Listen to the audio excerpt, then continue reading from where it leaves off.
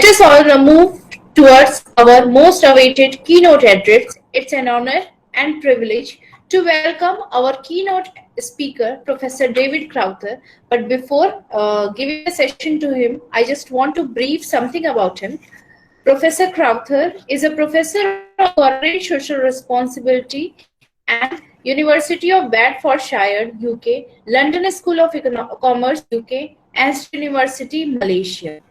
He is an expert in various fields. He is a specialist in business administration, a game theoretician, a psychologist, while also a qualified accountant who has worked as accountant, system specialist, and general management in local government, industry, and commerce for over 20 years. After a number of years in the financial services sector, he decided to leave the business world and become an academic. In 1994, he joined Aston University and there obtained a PhD in 1999 for research into corporate social performance. In 2001, he became the first professor of corporate social responsibility in the world. He gives advice as Chief Research Fellow at Lithuanian Institute of Agrarian Economics and has consulted extensively around the world. At Stanford University, he is also a member of the board and president of the Sustainability Research Institute. He has consulted widely, including US presidential candidates. Professor David has published more than 60 books and has also contributed several hundred articles to academic, business, and professional journals and two edited book collections. He has also spoken widely at conferences and seminars worldwide and acted as a consultant to a wide range of government, professional, and commercial organizations. In 2002, he established the Social Responsibility Research Network, an international body which now has over 1,000 members together with associated international conference series, journals, and book series. In 2010, he established the organization Governance Network and Conference Series.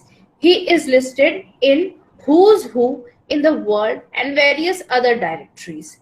His research is into sustainability, governance, and corporate social responsibility, with a particular emphasis on the relationship between social, environmental, and financial performance. His latest project is to edit and produce the Palgrave Major Reference Work on Corporate Social Responsibility.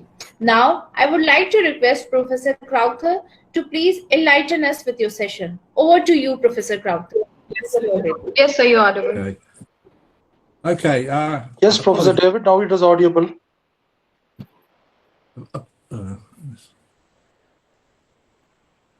Apologies for that. Technology might not be my strongest pointer here. I'd like to start by saying good morning to everybody, or good afternoon, or good evening, depending on where you are in the world. And I'd like to thank the university for inviting me to express some opinions rather than provide answers. I deliberately title my talk as a question, a crisis for sustainability, but really there are two questions. One, is there a crisis for sustainability? And two, if there is, what are we going to do about it? Because if there is a crisis, we do need to do something about it. So I'll express some opinions, give you some comments and such like, and let's see where we get to at the end. So I always like to start off a presentation with some good news, and there's always some good news to tell. So let's see what good news we've got at the moment. Right. So the first good news is, due to the coronavirus pandemic, Earth Overshoot Day has changed. Last year it happened on the 29th of July. This year it will happen on the 22nd of August, which is about 26 days earlier than what would have happened if there hadn't been a pandemic. If you don't know what Earth Overshoot Day is, it is the day when all the natural resources that the Earth is able to regenerate during the year have been used in that year. So from the 23rd of August, we're running in overdraft, we're extinguishing resources that cannot be regenerated. But the good news is it's a lot better than it was last year. More good news. Here's a map of Europe, and you can see between the top and the bottom how much less pollution is being generated because people don't travel as much, because people don't use industry so much less activity. It's quite noticeable here. I choose Europe, where you can see for France and Italy and Spain, the reduction is around about 50%. It's equally noticeable in countries like China, less so in some other countries, which I'll come to in a minute. And this is a typical scene now from this one's from within Europe. Much less traffic, allowing vegetation to flourish much better, that kind of thing. So it's all promising, and I'm sure you recognise this. This is the before and after for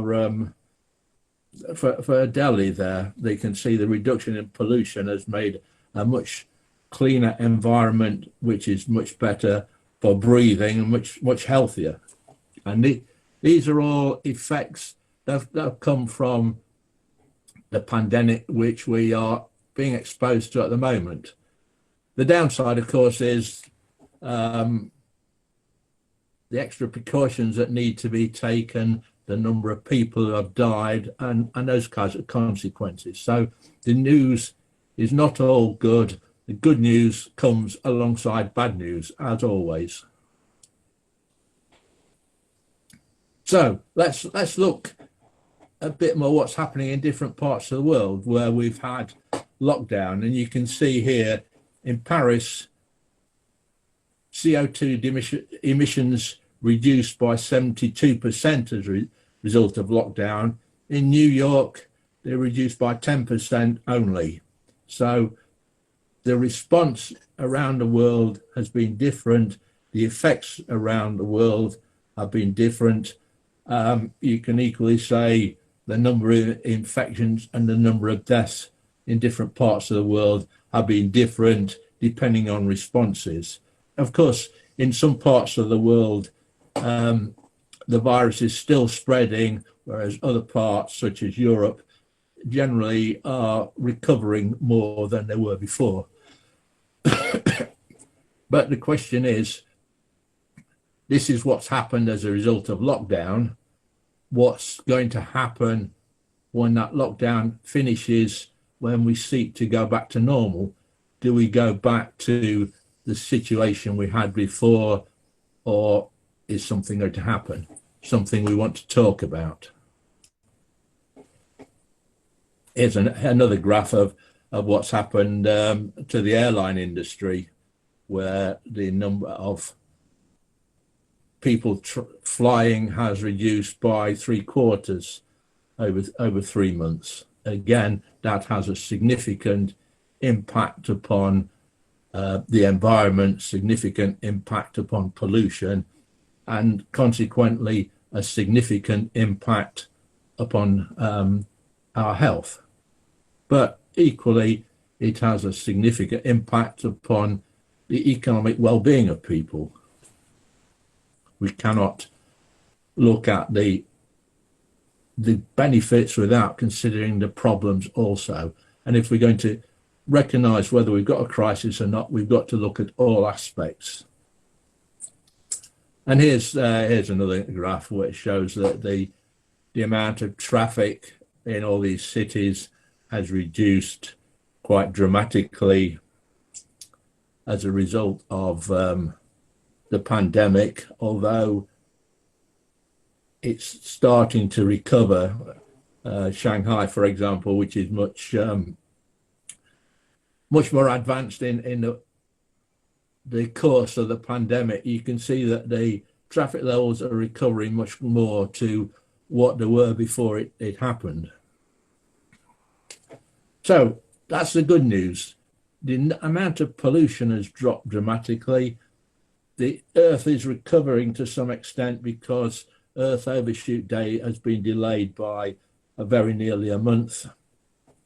But let's look now at the real news, not the good news.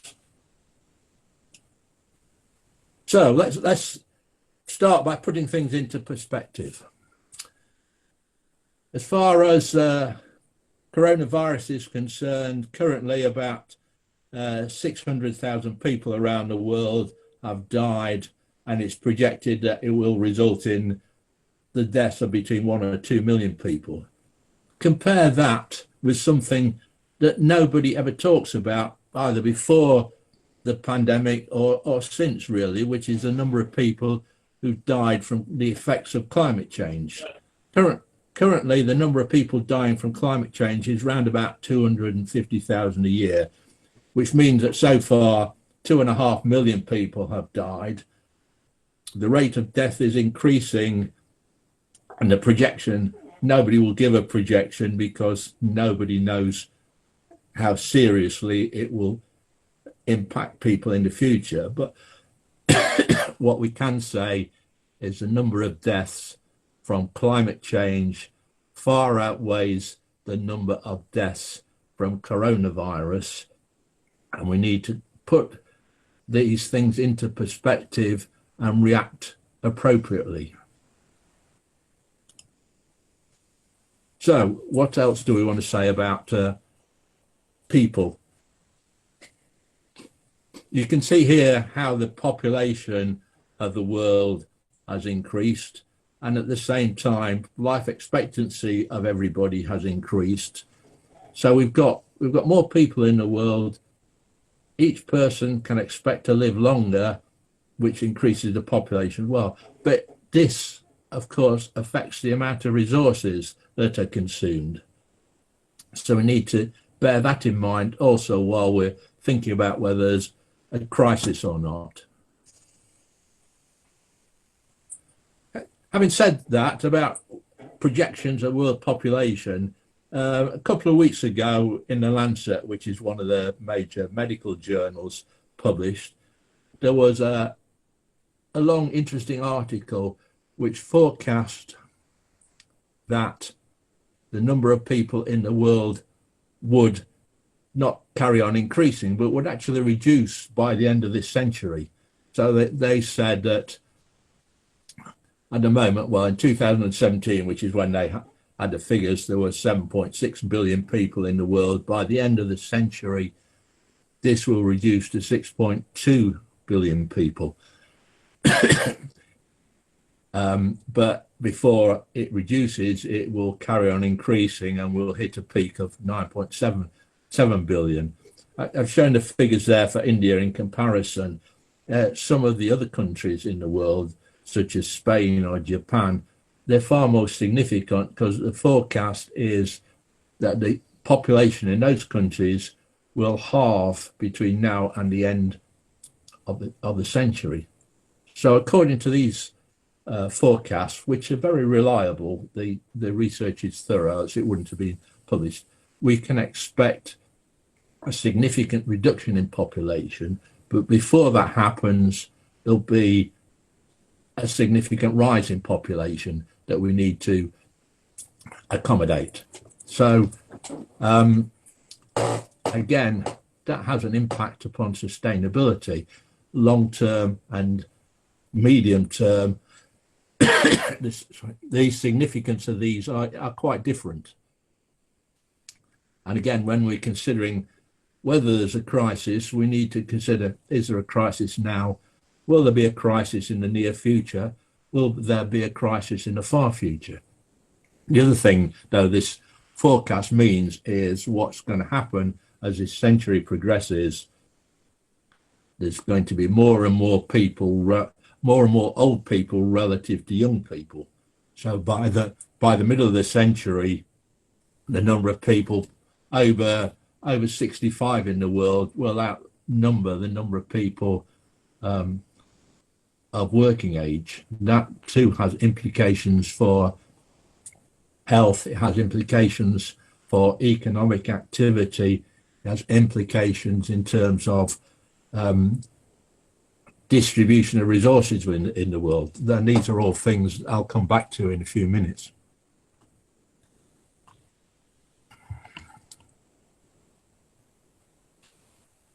So let's go back to where I started with the Earth Overshoot Day. You can see here how over the last few years, Earth Overshoot Day has got earlier and earlier each year. In other words, we're overusing the resources of the planet to a greater extent each year, until this year, when things have been reversed due to the effects of the pandemic. So is that good news? I'll answer that in a minute. Let's look at Earth Overshoot Day if we apply it to individual countries. If we apply it to the USA, by the middle of March, they're using more resources than are created within the country. If we look at the UK, my country, it's the middle of May when that happens. If we look at India, well, it never happens. The resources of the country extend beyond what is used by the country at the moment. If you look at some of the Arab countries, the Earth Overshoot Day happens in the middle of January. So they are overusing their resources, the available resources, 24 times in a year. Quite significant. And that these sort of figures raise serious questions about sustainability of life as it carries on at the moment. And here I'm showing how the CO2 emissions have increased over the last 100 years. Over the last 100 years, they've increased about 10 to 12 times. They've reduced in current year because of the pandemic, but the reduction is just that little amount there. So it's been estimated that the results of the pandemic will cause a 5% reduction in CO2 in the world. And we think that's good news. Everybody's talking about it as if it's good news. But if we're going to meet the agreements we had, which is to achieve a goal of 1.5 degrees limit to temperature increase, we've got to have a reduction of 7.6% every year from now onwards.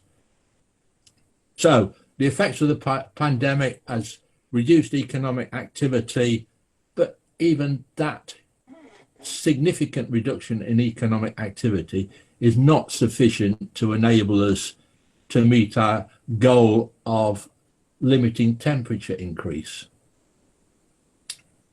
So we start off by saying the pandemic has some good news because of its effect upon the environment. Yes, it's true, but it's not good enough. We're not making any difference to climate change, not any significant difference to climate change because of what's happened. So cutting out the economic activity that we have cut out does not enable us to meet our climate change, our temperature increase goals. So how sustainable is the world as it is at the moment? Well, let's move on a bit. If we want to keep our temperature rise to 1.5 degrees, we've got, as I say, we've got to reduce our emissions of CO2, etc., significantly, and we've got to move into not a reduced increase. We've got to actually move into an era of negative CO2 emissions. That's a major problem given our infrastructure, given our lifestyle, given our economic activity. How are we going to achieve that?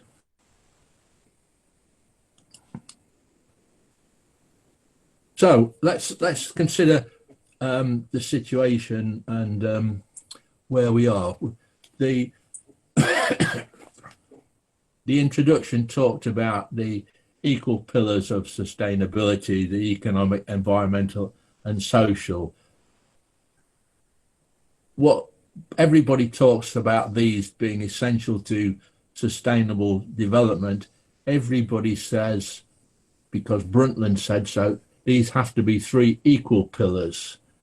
Plainly, they're not equal, and nobody treats them as equal, because all we ever do is focus upon the economic or the environmental or the social. We don't focus on a balance, and nobody ever focuses on the fourth pillar, the one that I've added, which is equity. If we're going to achieve sustainability, we've got to achieve some kind of equity in terms of the lifestyle, lifeability of people around the world. If we don't manage to consider equity alongside the others, we are never going to achieve sustainability.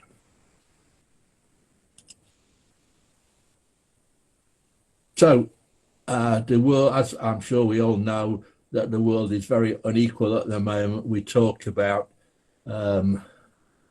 things like poverty alleviation. We talk about developing parts of the world. What we don't talk about really is the things that matter. One is access to resources, adequate access to all the resources. This is a major problem for some people. For example, water, access to water is a major problem for some people in some parts of the world, although in other parts of the world, too much water is a problem as sea rise removes the land that they're living on. Equally, other resources, the introductory speaker talked about technology and the use of rare earth metals. They're not equally distributed, and ability to have those creates global inequality. It creates global inequality because of where they're located and because of how people can acquire them. In other words, the rich can acquire the resources they need by paying. The poor can't acquire them even though they need them. I'll come back to that in a minute or two as well. We're unequal in terms of access to health. The health of different parts of the world is very different. I talked earlier about the life expectancy of people generally rising over time, but that's not true in every country, and it's not true of particular groups of people within many countries. Even my own country, the UK, which people think is a very equal country, access to health is very unequal between the rich and the poor. It's very unequal in different regions, and it's the same everywhere. And then if you look at the world generally, it's like that, only more so. One consequence of this is life expectancy is different in different parts of the world or amongst different groups of people in the same part of the world. And the consequence of all of these inequalities is conflict, or it is a potential for conflict, because people don't perceive their share of the planet to be equitable. And if we don't have equity, we have conflict. And if we have conflict, we don't have sustainability. So let's have a look at some some figures. Never mind about rare earth metals. Let's consider some of the more important metals and how long they're going to last. These are the latest figures I could find, which say that if you were born in 2010, how much is left. This is how much is left in the planet to be used before we run out. And we can see the forecast about oil running out in 2050, although with the pandemic that might change. We don't really know. We can look at some of the metals that we need to use in renewable energy, some of the rare earth metals, and we can see, if you look at the rare earth metals, what's forecast. There's no serious shortage excuse me, of rare earth metals. The only problem with rare earth metals is where they're located and who has access to them because of that. Look at some of the more common metals. Look at copper. Copper is going to run out in, depending on the forecast, given the rate of production is changing, the bottom part of each line shows what will happen. Copper will run out within 20 years. There'll be no more copper in the world to be used because it will all have been extracted. It will all have been used. Now that's a serious problem. We need copper for many things. We need copper's our basis for conducting electricity, that kind of thing. So it's quite significant. But copper's even more significant because it's a trace mineral. In other words, we need copper to live. All of us need copper to live. So if we run out of copper, what are the implications of that?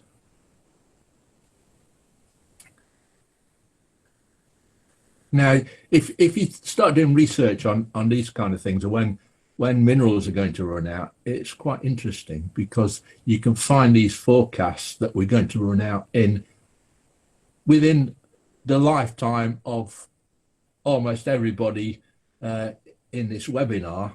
We're going to run out of things like copper. We're going to run out of things like oil. But these figures are disputed. No government accepts these figures. They all say, we don't think there's a problem. These figures are wrong. And if governments don't recognize these figures, they don't plan for a future taking this into account. So we need to change so we present realistic figures, present realistic projections, and plan accordingly. And okay, it's not going to happen in the next 10 years, but it's definitely going to happen within the next 20 years. And something needs to be done because it will be a major problem. And you can go through mineral after mineral, and the figures are similar. Many will run out certainly within the lifetime of most of the people in this webinar. Probably not within my lifetime because I'm getting pretty old now, but for most people, this is a problem. It's a problem that needs to be recognized now, and action needs to be taken now. We can't start talking about sustainability unless we recognize what the problems are.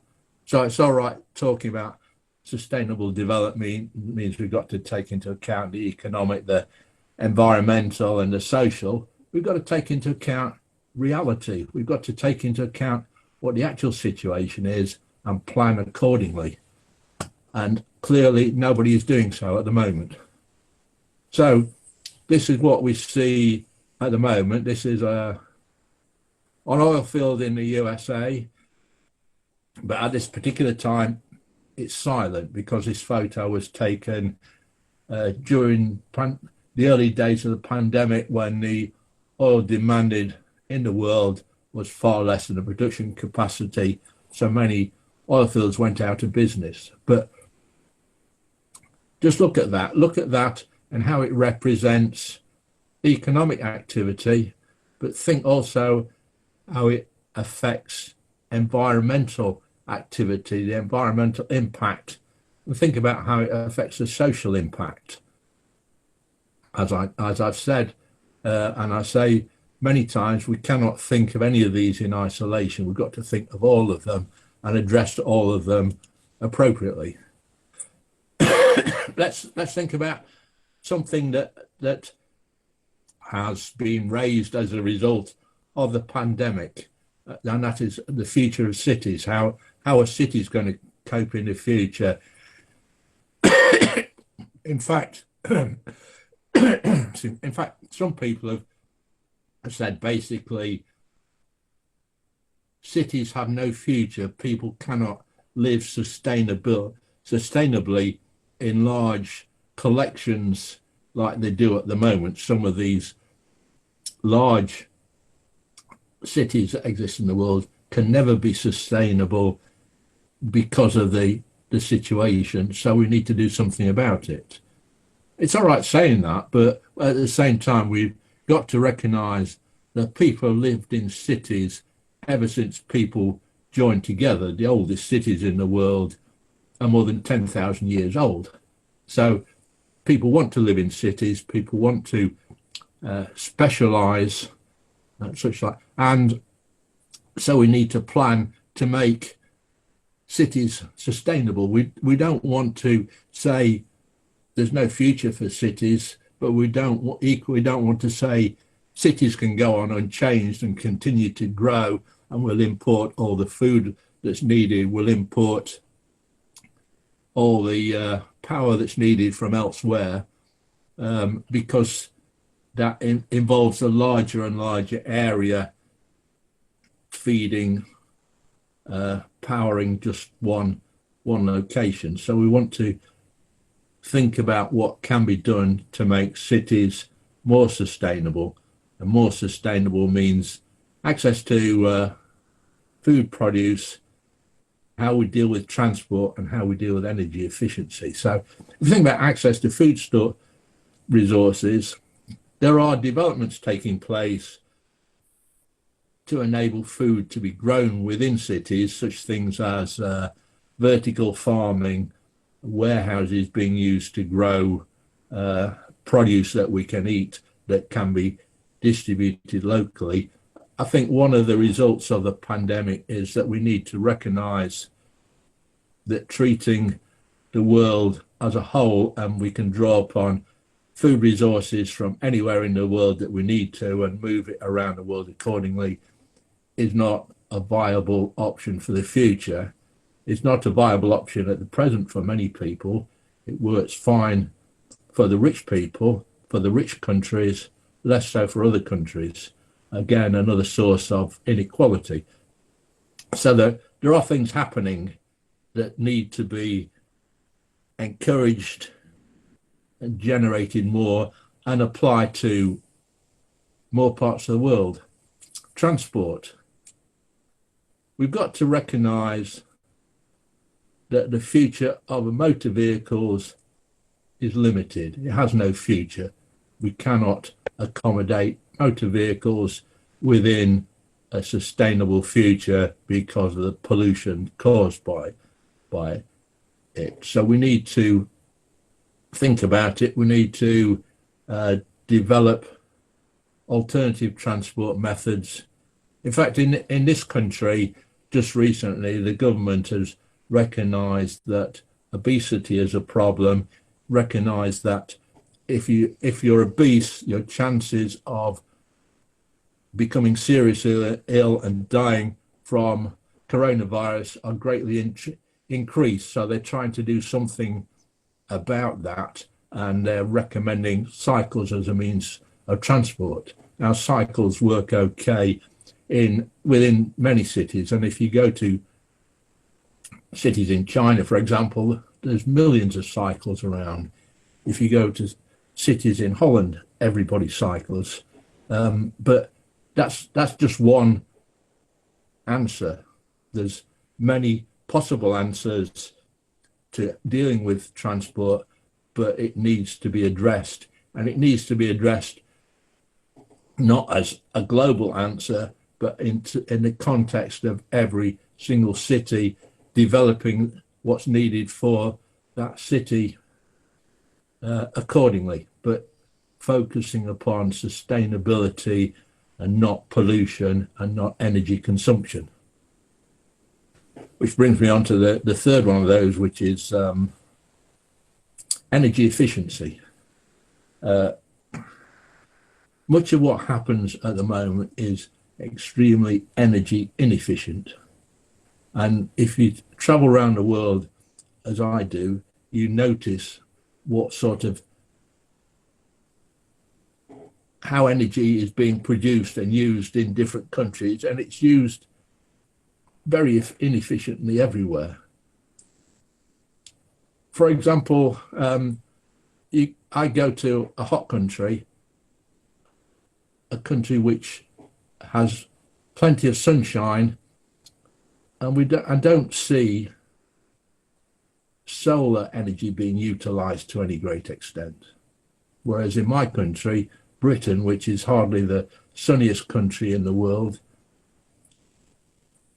lots and lots of people, increasing numbers of people, are making use of solar energy. That's one possibility. There are other possibilities of energy production which are renewable, that can be used, that are not being used. What we've got to recognize is, if we're going to live in society, we need some kind of energy to enable us to function, to enable society to function. We need to be efficient in its use, efficient in its production, and efficient in the utilization of the resources we need to produce and distribute it. Bearing in mind what I said about running out of copper, distributing electricity is going to become a problem in the future if we got no copper. So what do we do about it? And of course, in terms of thinking of the future of cities, it seems clear that local production of any of these is preferable to large scale operations which have to be where the energy produced has to be transported around the world. In other words, we're looking to a future in which there's more focus on local than there is upon global in terms of managing resources. That, of course, also raises a number of questions. I'll give you an example. A year ago, an event like this would have taken place by us all gathering together and talking about these issues. But now there are people from all around the world participating in this event and working, it's working quite satisfactorily. There are always alternatives if we choose to think of alternatives. Alternatives are not necessarily developments of what's happening. Many significant developments can be radical changes from what's happening. Again, something I'll come back to. So that brings me to the question, is there a crisis for sustainability? Yes, there is. Clearly, we don't live in a sustainable world. Clearly, the lifestyle of most people on the planet is not sustainable. And clearly, the fact that people are talking about sustainability, and in this country, people say we're progressing towards sustainability. We're taking steps towards sustainability. Like, this is good. And this annoys me, because you can't take steps towards sustainability. So that means I'm taking a step towards sustainability. That means I'm less sustainable than I was, but I'm still unsustainable. sustainability is absolute, and we need to recognize what's needed to create absolute sustainability before we can address how we arrive at that. And at the moment, we plan the wrong way round. We look at what's happening now, how we can change a little bit to become more sustainable. We don't start with a clean drawing sheet and say, this is what a sustainable world would look like. This is how we can progress towards that. So, as far as I'm concerned, yes, there is a need for sustainability. I mean, there is a crisis in sustainability. There's a need for change. There's an impetus for change. All the speakers so far have talked about sustainability and the need for change, and people are assuming that the pandemic creates an environment in which that change can happen. But if we start in the wrong place, we never get to the right place. We talk about the equal pillars of sustainable development, and we define sustainability as not affecting decisions we take in the present do not affect the ability of people in the future to make decisions, and people just accept that.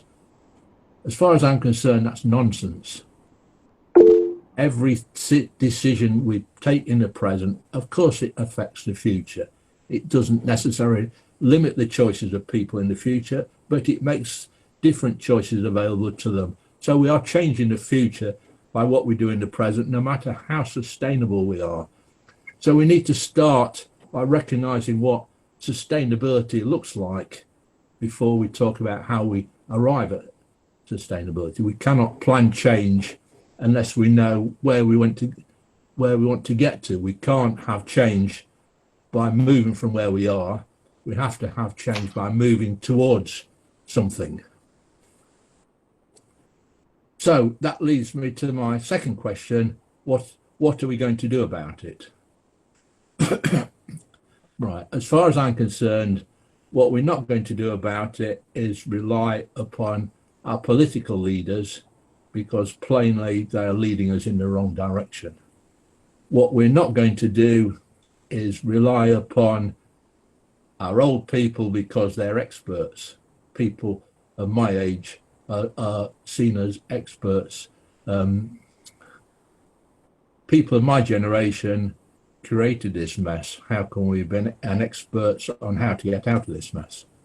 Change doesn't come from incremental change, a little bit here, a little bit there. It comes from people thinking radically, developing alternatives, and then working to get those implemented.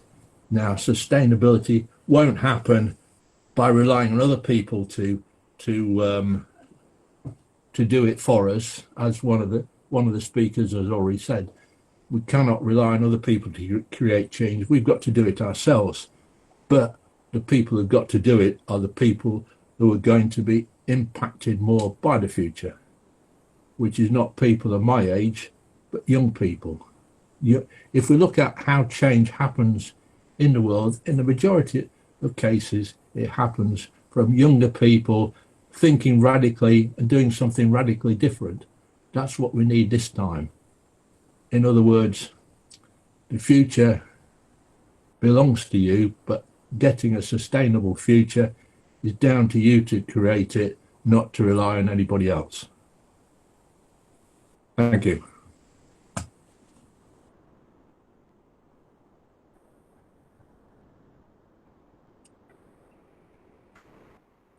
So, if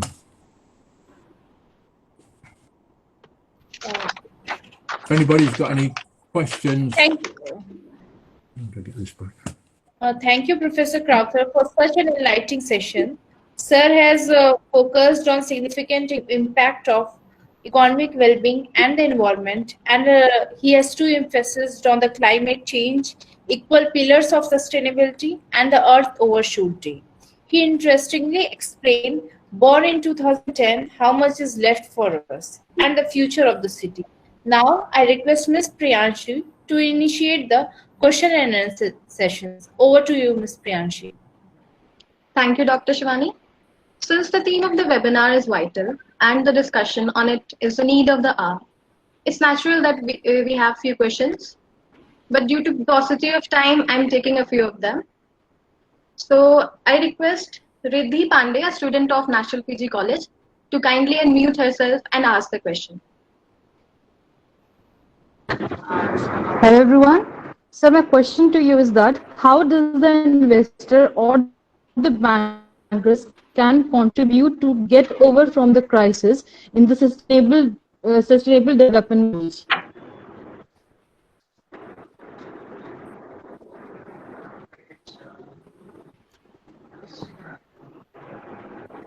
I'd like to request Professor Crowther to please elucidate his views.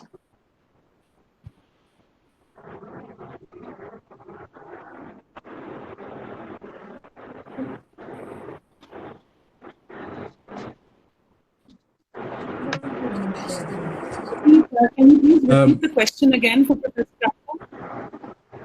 I'm sorry, I missed that question. I lost connection. Just another problem. Did you please repeat the question again? Yes, ma'am. How does the investors or the bankers can contribute to get over from the crisis in the sustainable development goals? Why are we relying on bankers or people like that to get over the crisis? The way we get over that crisis is for us as people to decide what needs to be done and tell the bankers. Part of my message is don't shift responsibility away from yourself. We've all got to do something, not rely on somebody else.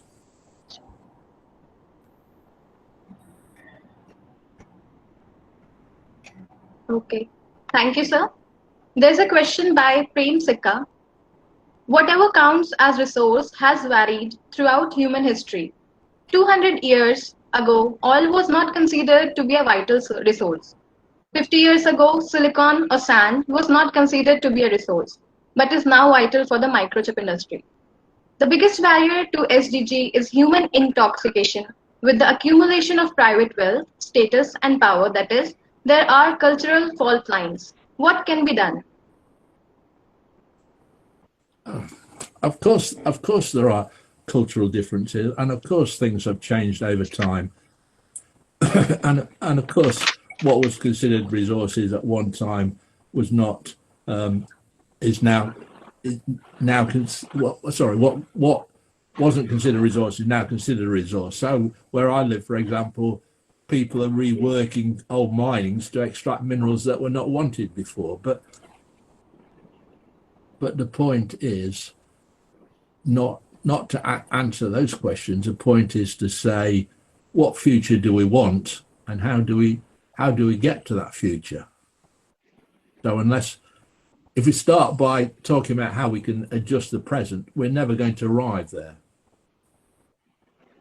That's basically what my message is. Okay.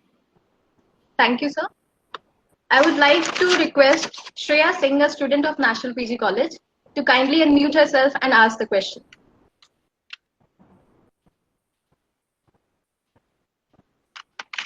Shreya, do we have you? Yes, ma'am. Hello, sir. A warm greeting to you. So, on behalf of a National PG College student, I'm going to ask you a question. How can we avoid a development finance collapse that would send millions back into poverty and compromise our strategy to reach the special development goals?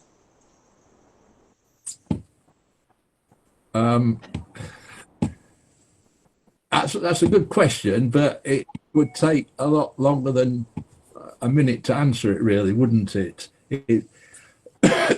It's a complex question, the way development finance arrives and how it's utilized and such like, and what needs to be done about it. But the simple answer is to say, if we all start by saying what's needed, then we can start supplying what's needed. In other words, it comes back to the same thing. What do we want a sustainable future to look like, and how do we get there? Not how can we adjust the present, but how can we get to a future that we want? But we never have that conversation, so it's not going to happen. Okay. Thank you so much, sir. There's another question from Lukman Rani. In the face of heavily polluted planet, how best should the business community balance the dimensions of sustainability?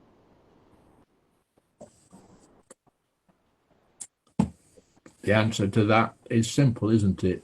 Equity. If people are happy with how things are, there's no need to change it.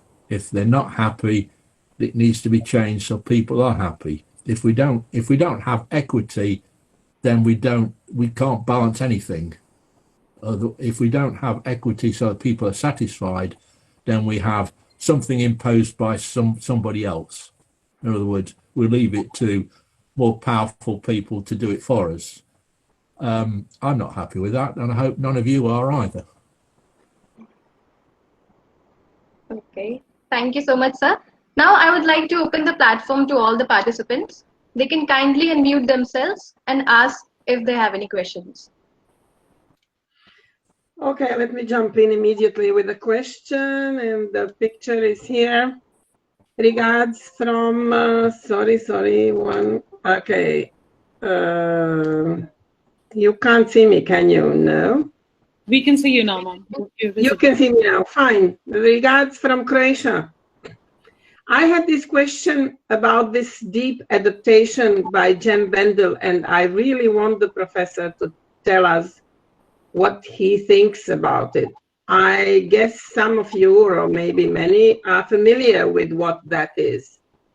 It's a paper on how to adapt to the situation that the overall collapse, environmental/social, is very likely, if not inevitable, in the nearer future than we would have thought at the beginning. Basically, that's it. Yes, Professor, I'm muting myself now. I'm not sure what you're asking me. Are you asking me if I agree with that? And if so, then yes, you're right. If we don't do anything, that's what's going to happen. If we don't want that to happen, we have to do something about it. So what do we do about it? What future do we want? Do we want a future where civilization collapses? I guess very few people want that.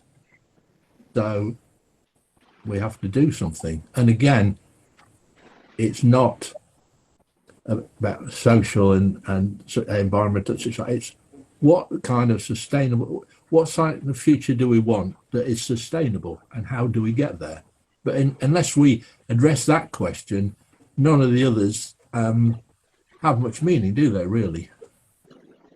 And the other thing I'd like to say to everybody is, I'm not the expert. I don't have all the answers. If you think I've got all the answers, make me the world leader and I'll solve all the problems. But I haven't got the answers.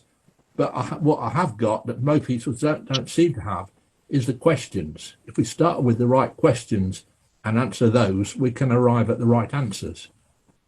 But the answers don't come from me. The answers come from all of us.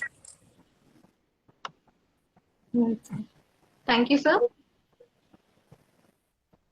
Hello, Professor David. I have a question for you. Yes, Mr. Andrew, you can go ahead and ask the question. How can we control and minimize the current huge waste of food production at the local and global scale? How can we control and minimize the current huge waste management of food production at local and global scale? Well, yes, that's an important question, but it's also a complex question, isn't it? Because the situation has been set up so that we have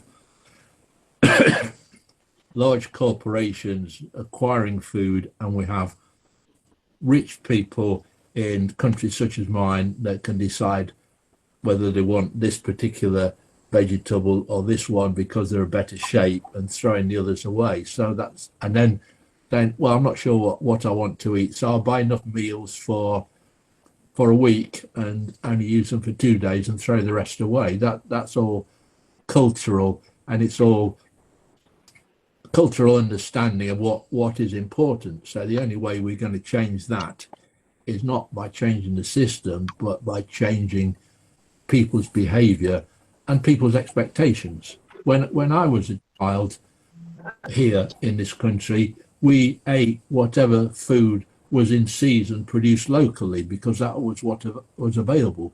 Now, if I want food, I can go to and buy anything that's produced anywhere in the world. That's not sustainable, but that's one of the things I said about creating sustainable cities. We've got to create them based upon local food supplies rather than global food supplies. So it means changing the whole industry, changing people's expectations, and focusing upon doing what's sustainable rather than saying, here's what a choice, demonstrate your affluence by wasting it. And that's the society we live in at the moment. So that's a major change, but the change has got to start from people and their expectations, not from regulating the industry. Okay. Thank you so much, sir. Thank you. I would like to. Sorry. I have one more question. Sorry. Okay. Yeah, Professor David, I have one more question to you. How do we keep and enhance positive sustainability, which impacts long term in post-pandemic world? I'll repeat it again. Could you repeat that? How we keep ourselves to enhance the positive sustainability, which impact long term after post-pandemic world? Well, we've got. I think everybody will recognise and agree with me that we don't have a sustainable. We don't have a sustainable present. This present is not sustainable. The changes that have been created by the pandemic are not enough to make a future sustainable. So we're nowhere near a sustainable future. So again, it's the same answer again, isn't it? We decide what kind of sustainable future we want and how we get there. We can't say the pandemic's got us partway there, because partway there is still not sustainable. So we've got to do something different. We can't say go back to how we were, that's not sustainable. We can't say stay how we are now, that's not sustainable. We've got to do something radically different. Hi, David. Hi. There's some kind of. Sir's microphone is still on. Okay. Yes. Yes, sir. Please continue. Hi, David. Lovely to see you. And it's the best investment of an hour I made so far this year. My sort of question is, it is hard to imagine that we can have a sustainable world with rampant capitalism. Two just don't really go together. So the issue then becomes is, what kind of a revolution of human consciousness are we to aim at simply in order to survive? Yeah, so that's a big question, isn't it, Prem? I only ask big questions, David.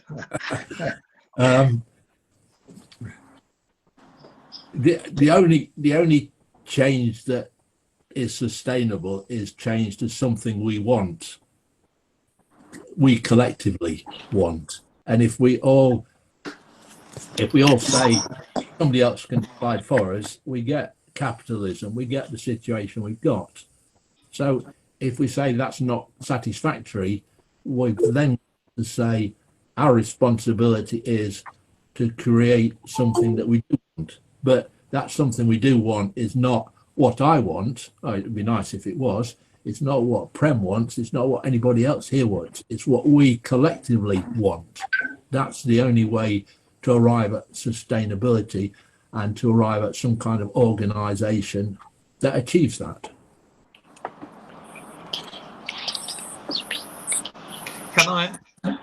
Can I follow it up? Yes, sir, please go ahead. Yes. Yes. David, I mean, one of the sort of possibilities that I think is what we all need is de-schooling.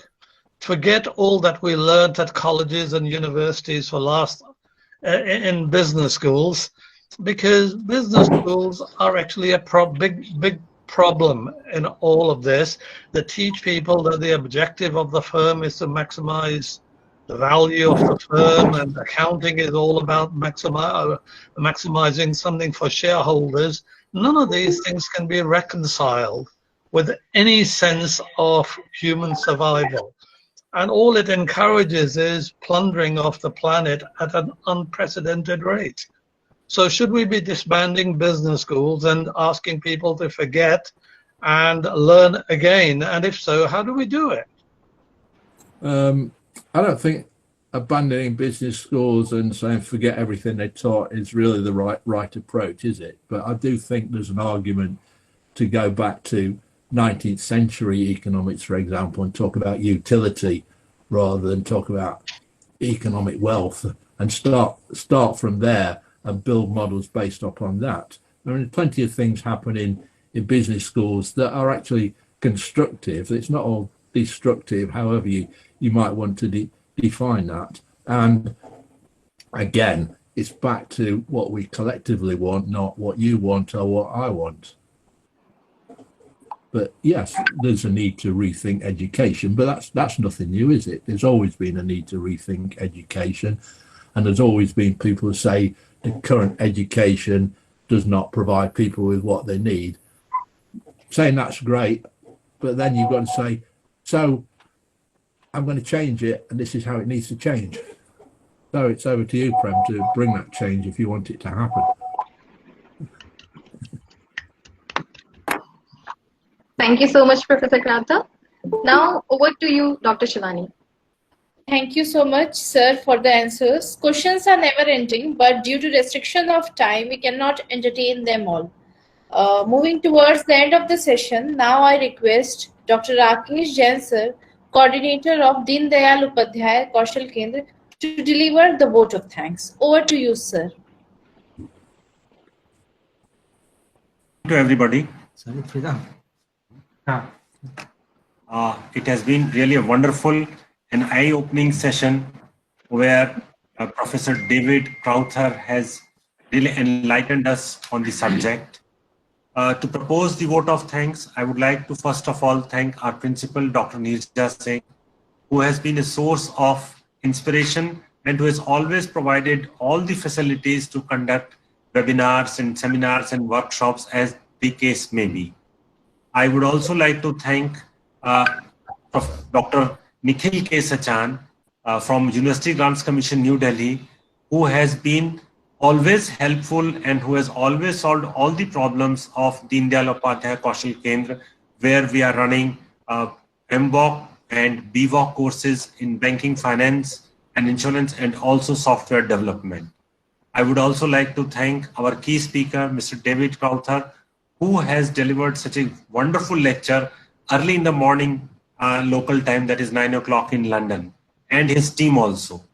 I am also thankful to Professor V.K. Singh from Haridwar, who has been Dr. Diksha's guide and who has also sort of legended this program, helped us connect Dr. David Crowther and organize this webinar. I also would like to thank Dr. Diksha Sharma, who has been able to conduct this webinar, all her efforts, connecting people from all over the world, practically speaking. More than 900 registrations we have received, and so many people were there on YouTube, and so many participants joined at Google Meet also. I would also like to thank Dr. Shivani, Dr. Priyanshi, and all the participants who have patiently participated in this webinar, and Dr. Shivani for conducting, and Dr. Priyanshi for conducting Q&A session.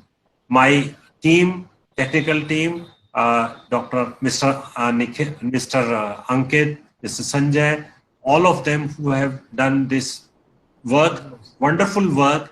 Without any disturbance, we have been able to conduct this webinar. Thank you so much, and good evening, and have a nice day ahead. Over to Dr. Shivani. Thank you so much, sir, for a vote of thanks. It was a wonderful session. I think everybody was enlightened by Professor Crowther's thought, VK Singh sir's thought, and we have a great time. Over to you, Dr. Diksha, ma'am.